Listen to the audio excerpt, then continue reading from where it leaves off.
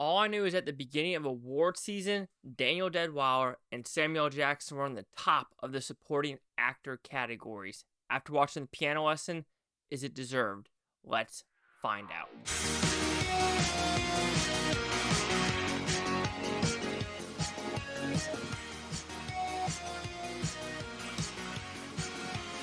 Before talking about if it's actually deserved, I know Gold Derby doesn't even have Samuel Jackson on there anymore, and Daniel Deadwyler, I think, is number 3. Anyway, Chase Got here with the Blue Futon reviewing the piano lesson. So what is this about? Pretty simple premise. We are in the 1930s in Philadelphia, and there's a piano in a sister's house. David Washington is coming up from Mississippi to sell the piano, because if he sells all the watermelon, all the piano, as well as the money he already has, he's going to be able to get some land in Mississippi. However, the sister, Daniel Deadwyler's character, is like, nah, we are not selling this piano because it has some history with the family. But there is a side story with a well in Mississippi and people just randomly falling in it. Is it actually random ghosts? Is it actually some people? And is the ghost of who owned the slaves in Mississippi that actually owned the piano as well haunting this house? So did I like this film? So going into this movie, I knew absolutely nothing about it. Literally diddly squat. I knew it was based off a play from the 1980s, but that's it. That is all I knew, and I was actually pleasantly surprised with what I got from this. Great acting, great set pieces, good story, and I really liked the haunted aspect of it. I know that's something to say to like about it, because it is a slave story about the owner of the slaves haunting the piano, which is haunting the house. However, adding that element to it and not like overdoing it or making it overbearing really does work for this film. Malcolm Washington, I believe that's Denzel Washington's one of his sons, just like John David Washington. This is his first time directing, and he did a fantastic job. John David Washington in this movie sounds just like his dad in this one. I mean, Denzel Washington through and throughout. It felt like him in Training Day or things like that, where he just channeled that voice, and it was pretty, like, it was hard to get me out of the movie sometimes. I'm like, God, that is so crazy. Like, it's just a mental thing that you just have to get out of your system. But like I said, I like the acting.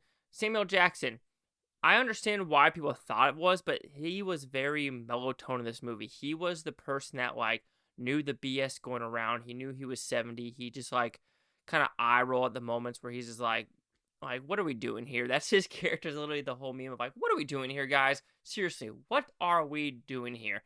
Because you always have Daniel Deadwyler and Jonathan David Washington's character always fighting about piano, not piano, how to raise the daughter, how not to raise the daughter, what they should do with their lives. So I thought that dynamic actually worked, and every time they were quote-unquote bickering with each other, it really did shine on the screen.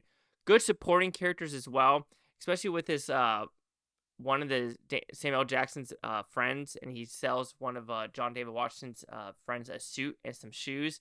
And you're like, yeah, man, that's some dirty shit. Which, by the way, there is no way that guy is a size 9 shoe.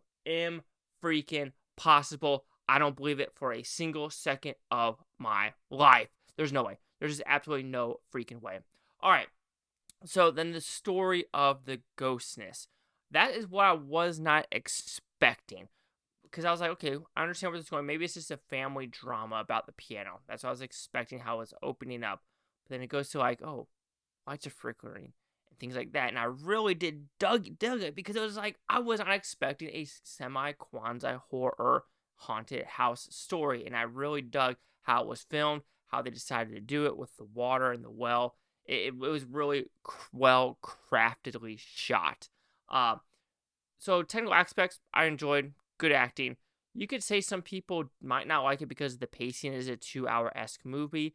And I can understand that there are some scenes where I don't think it really goes anywhere. For example, when they go out for the town to kind of like dance, like, I understand what they're doing, but it doesn't really push the story forward at all. So there are some scenes where you're like, I understand why it's in there, to kind of like get to know some of the characters' love life, if you want to put it that way.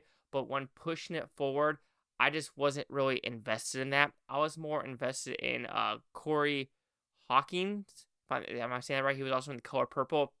His storyline with Daniel Deadwyler, he's a preacher and what he's doing, because there was some good dialogue back and forth moment with that before getting into like the exorcism part of the film. So I really dug that what they're trying to do with that aspect of like that. And that should have been in the foreground in my opinion, but they did focus on some of the other characters instead. And I was like, I really don't care about, John David Washington's love life or his friends trying to get with his sister. Like things like that's like, yeah, I understand that it's probably part of the play, but that wasn't really intriguing me. Me being intrigued at the horror story, the slave element of like who this motherfucker was, as well as just like I said, the Corey Hawking, the preacher aspect, and the Daniel and the brother sister aspect really, it really sucked me in. But when it wasn't that, I was kind of fading away from this movie. So overall, the piano lesson, pleasantly surprised. Didn't know what I was expecting to get from this movie, and I got a good story about family, about heartache, about past, about should you hold on to the, because I know this is a weird thing about holding on to the past, because John David Washington kind of wants to get rid of the past. He's like, I want the land, we just gotta look forward. The sister is more of looking at the past of what the ancestors went through, and so I did like that dynamic. Good side characters. Like I said, 2 hours and 2 minutes. I didn't find it pacingly wrong at all, but I see that some people might, as well as some of the side characters, their stories just don't really flesh out as well as I want some other ones to do. Yeah. So the piano lesson will receive a 4 out of 5 with Futon, which goes at 80%. So let's see the critics and user scores gave this one. So you have critics a 90% with 100 of them. Audience score 63% with over 100. That I'm actually interested in. Critic consensus. A Southern Gothic played at a ferocious key, the piano lesson brings August Wilson's words to vivid life with an outstanding ensemble. That's probably right.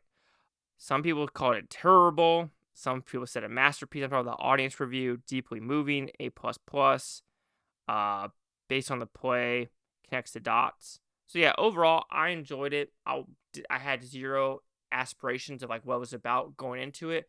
Coming out, I said, yeah, I enjoyed what I saw on screen. 80, 90, 63. Chase out here at the Blue Futon. Like, comment, subscribe. One of the things, Bluetontopia. You Blue Tony, thank you for watching. Have a great night. Watch this tape tomorrow. Week from more than you for every single freak. One of you. Peace and love, peace and love. And yeah, a haunted piano. This story does work.